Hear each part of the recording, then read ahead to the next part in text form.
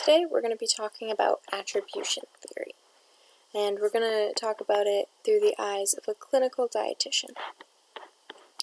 And we're going to have two different clients who both participated in a weight loss competition. And so when we asked each client why they were successful or why they failed, they each gave different reasons. And, Winnie said, "It wasn't that hard, I just tried harder than everyone else." And Louise says, "It was just too hard, I'm just not good at it." And so they each gave different reasons, and we can take these reasons and we can try and shift them to different reasons to try and help change future behavior.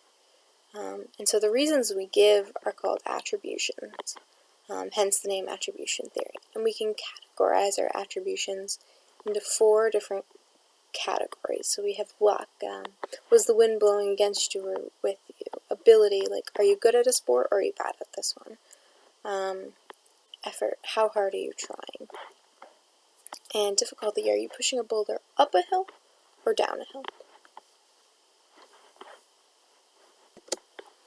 And so each attribution has certain characteristics. So stability, locus of causality, and locus of control are those characteristics. And stability is how likely is what I attribute my success and my failure to stay the same. And locus of causality is, am I causing my success or my failure? Or, is something else, some unknown factor or some external factor causing my results? And locus control is, am I able to change it? Am I able to take steps to change my results? And so each of these affects a different discipline. So stability affects cognitive domain, and that will affect your expectations. Locus of causality affects emotional domain, and that'll affect your pride and your shame. And locus of control will affect behavioral, which affects your motivation. It'll increase or decrease it. And so what can we do as dietitians to change this?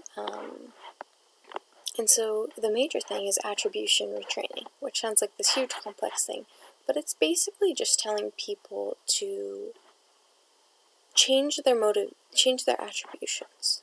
And for successes, we really want to attribute things to ability and effort. And this is where we see, an increase in success in people.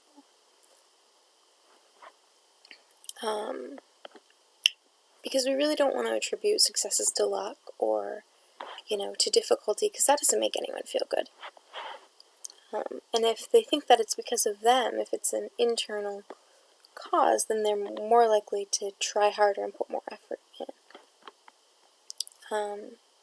And we want to attribute failures to lack of effort.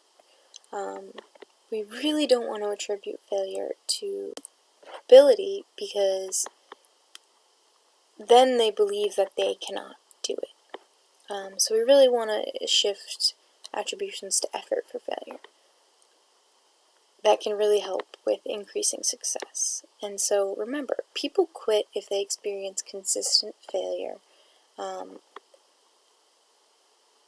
And, they feel like they're just unhappy with their progress and they're not meeting their goals. So it's, some ways that you can help fix this is if you, make smaller goals and set up some smaller goals.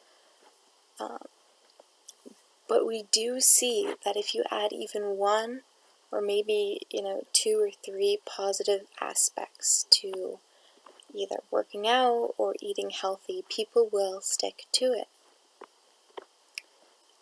But you need to watch out.